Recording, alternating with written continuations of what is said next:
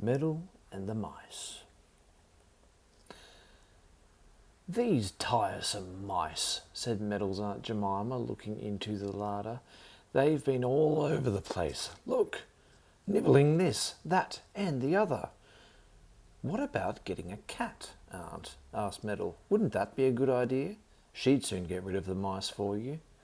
"You know I don't like cats," said his aunt. "Now, Meddle, I'm going out to tea, so please behave yourself till I come back again. I'll be back about 8 and we'll have supper then." Off she went. Meddle heaved a sigh of relief when she had gone. Aunt Jemima was always finding fault with him. It was nice to be able to sit down and put his feet up on the mantelpiece and read a book and eat as many peppermints as he liked. As he sat there reading, he heard a scrabbling sound from the larder. Those mice again. Meddle put down his book and thought. "What about a mousetrap?" he said. "I know where there is one, out in the shed.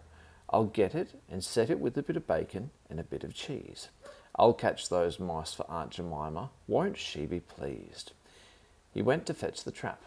As he came out of the shed with it, the large black cat from next door came up to him and rubbed against his legs.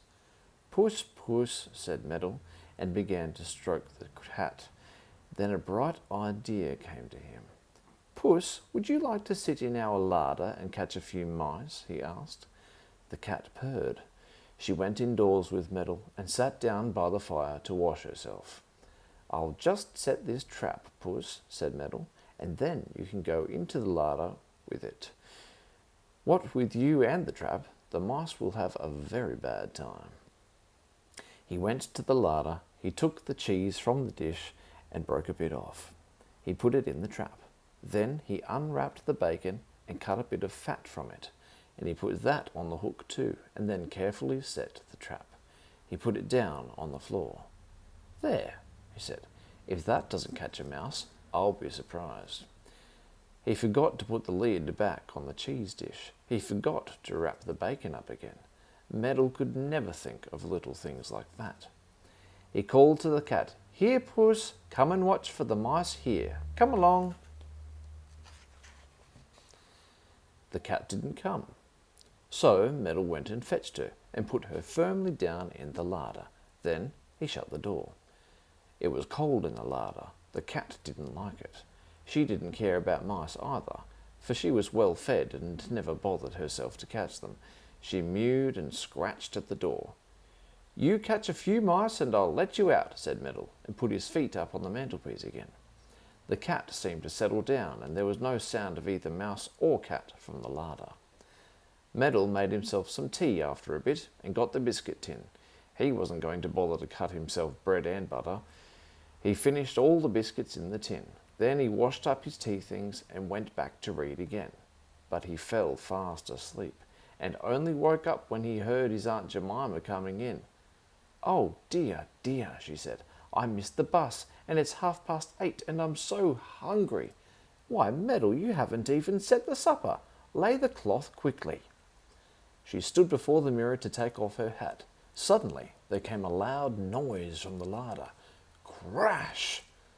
"Whatever's that?" cried Aunt Jemima. "Oh, I set a mouse trap there for you," said Meddle. "I expect that's the trap, catching a mouse." "What? A crash like that?" cried his aunt. "Oh my goodness, there's another crash, and look, there's milk flowing out under the door. Mice indeed." She ran to the larder door and opened it. Out shot the big black cat, jumped out the window and disappeared. Aunt Jemima stared in horror at the larder. "How did that cat get in here?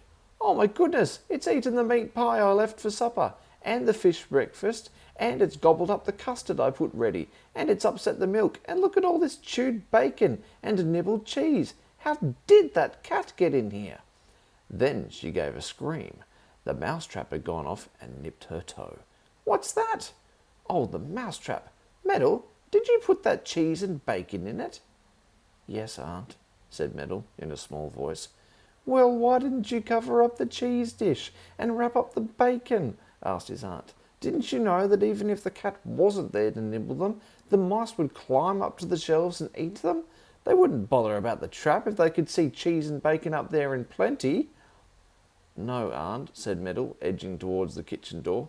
Meddle, how did that cat get in here? Did you put it in? Said Aunt Jemima suddenly. The larder windows are closed. It couldn't possibly have got in by itself. Well, Aunt Jemima, you see, it's like this. After all, a cat does catch mice, began Meddle, and I thought you thought it would be a very good idea to put that cat into my larder for hours till it began to get really hungry and eat all our supper, cried his aunt. Come here, Meddle, come here. But Meddle was gone. Good thing, too, said his aunt. There's only supper enough for one, an egg and bread and butter. Just wait till you come in, Meddle, just wait. Poor Meddle, he does his best, but it's such a bad best, isn't it?